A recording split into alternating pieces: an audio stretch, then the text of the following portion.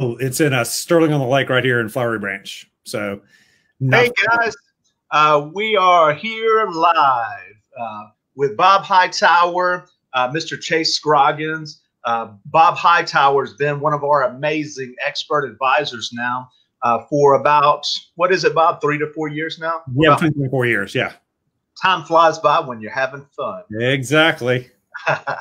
But Bob has sold over $39 million worth of real estate in the past 3 years. And he's on pace this year to do $17 to $20 million worth of business. And this is not with Bob having like a team of real estate agents, like buyer agents and listing agents and showing agents. This is Bob getting down and dirty with he's a grinder. He's a hustler in a good way.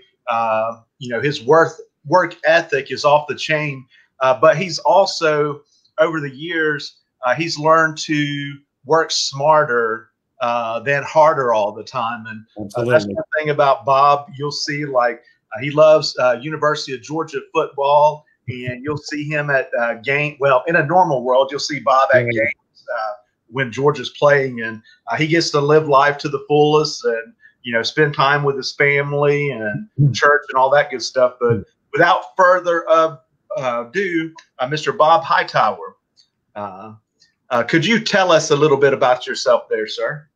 Absolutely. Yes, I'm well, you mentioned I graduated from the University of Georgia, but grew up in Georgia. So I'm a native Georgian. I have lived in the metro Atlanta area for a little over 30 years since graduation, but I am a big Georgia fan, so I enjoy going to the sporting events and all that good stuff, and look forward to getting back to that being a more normal activity to do.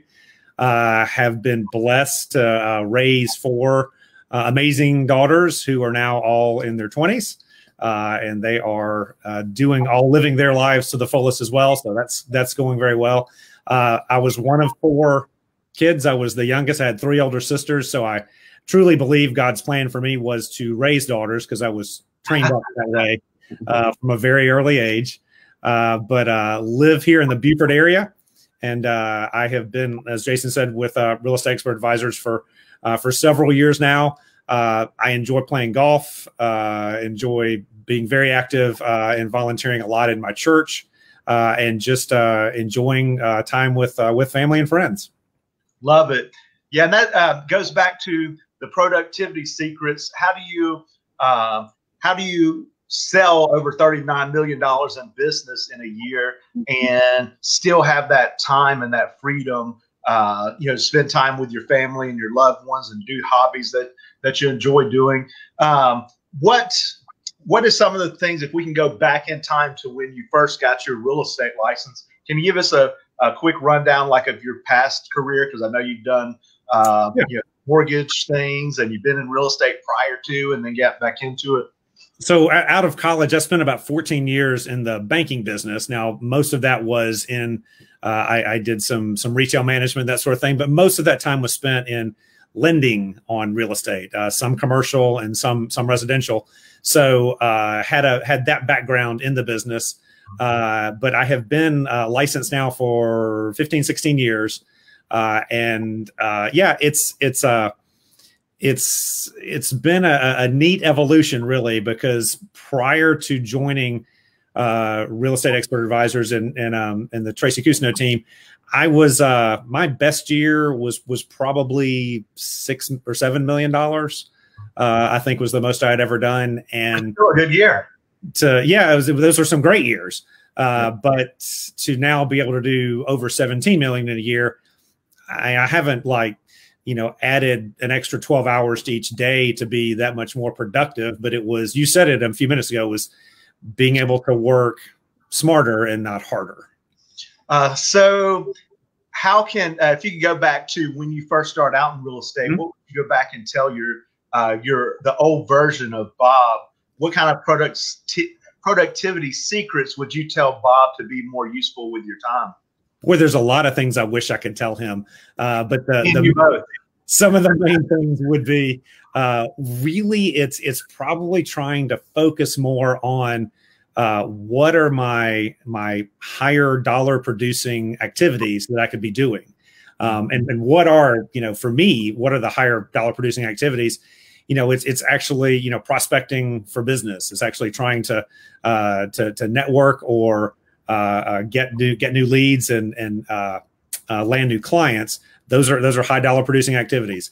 Actually negotiating, a contract or something, or meeting face to face with a client, as opposed to driving around town, installing a sign or a lockbox, or just spinning my wheels on tasks that I could, get someone to help me with, or potentially delegate out. I'll be real frank. Delegation was a hard thing for me, because I always felt like, oh gosh, I can do it better, or it was a trust thing. Maybe I didn't trust that they were going to do as good as I could. Yeah. But you've got to, if you want to grow, you've got to be able to let go of some of the things that you really could let somebody else do, and focus on those things that are going to increase your productivity. Because honestly, like I said, I'm not the same me, but it's the same one human being here, the same number of hours in a day, but to triple what I was doing before, something changed, and that's a lot of what it was. What were some of those things that you were doing back then that were sucking up your time vampires to you? Probably not doing very effective marketing, doing things like, some sort of the advertising we used to do that just isn't, whether it was mail outs, flyers, driving, a lot of driving around, like I said, doing things I could have delegated out and done, spending 2.5 hours to drive somewhere and stick a sign in the ground. I could pay somebody a few dollars to go do that. And then what could I do with that 2.5 hours, go potentially drum up a whole lot more business. So just things like that were just time wasters. I was very busy, but probably not very productive. So if I'm hearing you right, it sounds like you were really, really busy, but not getting as much done as you could have. Absolutely. Absolutely.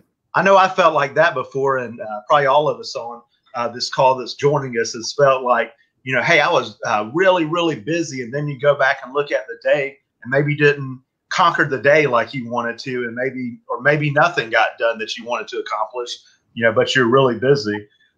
So what, going back to, COVID-19, Bob actually was one of the first people that it really kind of alarmed me in a meeting that, he brought up that, hey, it's starting to get more and more out there that, these folks are concerned about COVID-19. I think this was maybe around January or so. Yeah. February, something like that. Yeah. But what do obviously with you pacing, having your best year ever in real estate, how were you able to do that through a pandemic?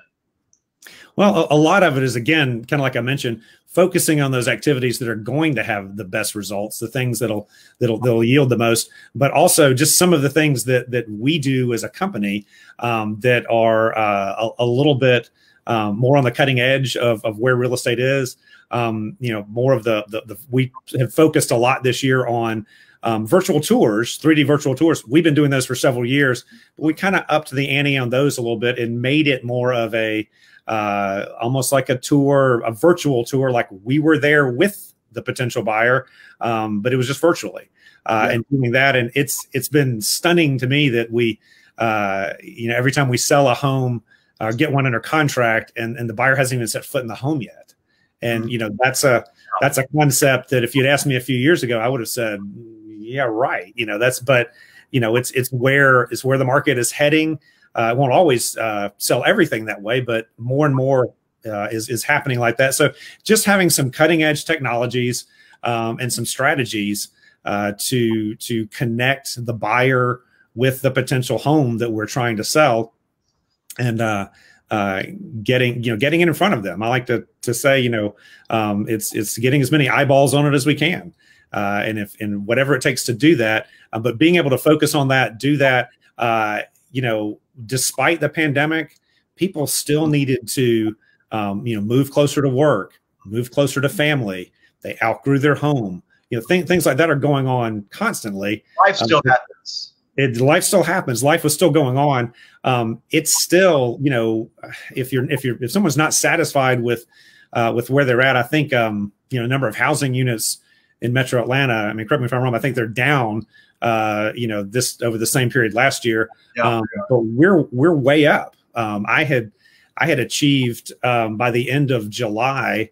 I had hit the same numbers I had done in all 12 months of last year, with 5 months to go. And what happened? It was the way we were doing things. It was how I was trying to focus, my efforts and my energies. But also, we're in a good environment. We ought to be able to be successful right now with rates low, and inventory is relatively low. It's everyone says, oh, it's a hot market. It's a hot market, but you've still got to do the right things to get the most for our sellers. But also, if it's a buyer, to find them the right home and get them in there in the right conditions and circumstances. Yes, sir. Which that can also be a fallacy too. It can lead to a fallacy when everyone thinks that, hey, this market is hotter than fire, and I can put my home on the market, then it'll be sold in 2 days or whatnot. Is what I'm saying a fallacy towards even sellers in that scenario is what if they could have gotten a good bit more money for their home when it did sell, and a lot of times we find that out true because I know that Tracy and I, we look at the MLS and we're pulling comps or whatnot, and I'm sure that you do at times, and you're like, geez Louise, they almost gave that house away. Right. You know what I'm saying? But back to the productivity, it sounds like you found opportunities within the COVID-19 pandemic to obviously increase your productivity. So what were some of the opportunities that you found within this pandemic to get even better than you already were? Well, I mean, some of it, especially with us kind of when we were had sheltered in place and being sequestered, some of it allowed me to focus on myself a little bit more, do some self-development and just hone my skills and get a little bit better at that, and just try to use the time productively. But also, I think during this time there were a lot of agents that said, oh gosh, there's a pandemic, I'm just going to wait and sit on the sidelines and do nothing. But as we said, life goes on and people still needed to do things. So, we just had to find new ways to connect. And whether that was through Zoom calls, whether it was doing a virtual tour, doing a 3D tour for someone to see a house. They didn't want to get out and go look, but we had the technologies and the ability to let them see homes that they may want to buy, and it ended up letting us connect with both buyers and sellers and get a lot of business done. When I honestly think some people, like we mentioned, kind of just took a time out and said, oh gosh, I can't do this during a pandemic, so I'm just not going to do anything. And there was a lot of opportunities out there. One thing that I'm not going to say that I am is a master of time management, because if I was a master of time management, I would be Warren Buffett, because right. Warren Buffett is way better with his time than any of us on this call. He just knows how to use his time more effectively, and his money works for him versus him working for it. But I've learned a lot, and you've learned a lot on productivity. What would you say that you're still, because you also deliver a great client experience for people as well. What would you say that you have that you're still looking to get better and better at? It's funny you mentioned productivity because you weren't there, but just organization and time management. We literally, Chase was there. We literally had a class yesterday, sat down with Tracy Cousineau and went through some strategies of how to better organize our time, better organize, what we're going to try to accomplish every day so that we can make better use of our time. Instead of having, the list where I would just, list out, all the things that I was trying to accomplish that day and didn't really have a good plan, have a good set of action steps and prioritize everything. I actually said it yesterday. I would make my, to-do list in the morning or something of, what I wanted to try to accomplish that day. And then honestly, I would let it drive me. a lot of times. Whatever came up first that's what I handle next or whatever. And we really actually had a workshop yesterday. I've been doing this a long time, but I think the moment we think we know it all, that's the moment we're going to get left behind. And sat down with someone who is as good at this as Tracy is, and we sat down and had a couple of strategies and kind of went through a workshop of working on how to, all right, let's decide what's the one most important thing I have to get off my plate today and take care of, and put that at the top. The next set of items are what we really needed to the priority events that needed to happen. And then, the other items on the list to still do and see how many of those we can get through so they don't get forgotten. But then, those items then become, a priority the next day. But it just helps us to, and then it was actually worked on a time planner, morning, late morning, early afternoon, and then evening, afternoon and evening to how we can block time or, set aside time to do the things and just stay on track and stay focused. So what are you going to do with your additional time that you got back yesterday? Well, hopefully, I can do more of what I've been doing. Like I said, there's still the same number of hours in a day, but selling 3 times as much as I used to. Hopefully I can have a better balanced life, spend more time with my family, do some fun things. And I truly am a big believer in, the better balanced we are, the more that I get to do that makes me a better person personally, is going to bleed over into my professional life. And I'll be a better, professional for my clients, because I'll feel better. I'll be healthier. I'll all of those things will let me bring more to the table from that aspect, but also bring more to the table for my family and friends. Amen. I love that.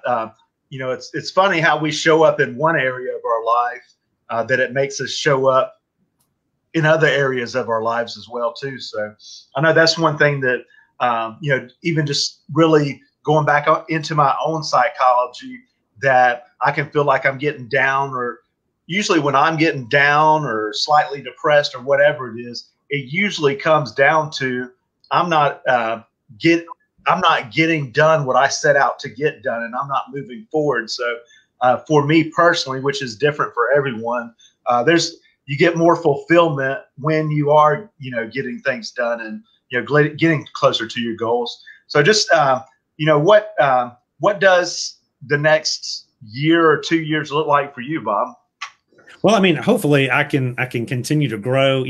One of the things that's really helped me dramatically, being with real estate expert advisors and the Tracy Cousineau team has been able to, I think it's made me a more well-rounded, not just professional, but just person. Before, when I was with a big name brand, nationally recognized real estate firm. So that sounded great. And, there was a real fancy name on my card, but I was still really just an individual, so I was really just in business for myself, and it was just me kind of operating as an island.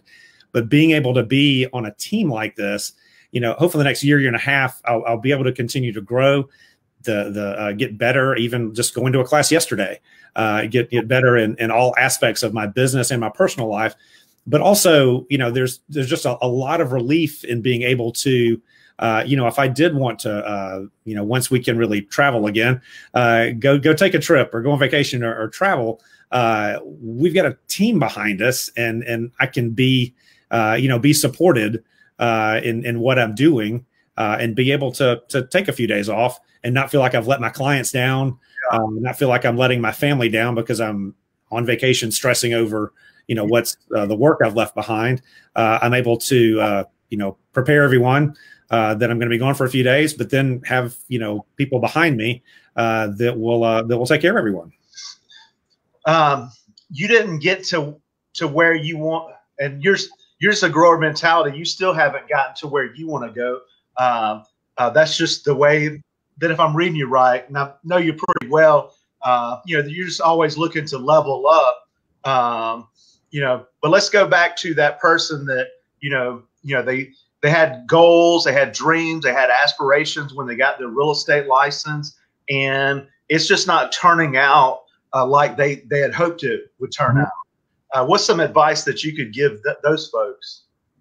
Oh, two of the best things I think I would probably, if I was looking back on myself in that position, or someone that's either just starting out or just not happy where they're at, make sure you've got a couple of things. Make sure wherever you're at, you've got the training and the support that can help you get where you're trying to go. If you need more tools, more strategies, just to make yourself better. Make sure you're somewhere that you can get that, and that's one of the big things that I feel like I've been able to gain here. But the other thing is too, make sure it's a company and a system that will support you. I've been able to do a lot of business off of my own sphere of influence, but I'd have to look and make sure is the company where I'm at, supporting me? They got leads? Is there, marketing and lead generation that will help me augment what I can do myself, and grow my portfolio just exponentially that way. So yeah, I'd focus on two of those. Are two of the big things. Make sure you've got the training to help you get what you need, and the tools and things that you need, but also make sure there's a support system there to do that with wherever you're located. So something that you mentioned there made me think of something. So, obviously, if you're on a team, those company or team generated leads should just be a gateway drug to stronger lead sources like referrals, right? Absolutely. And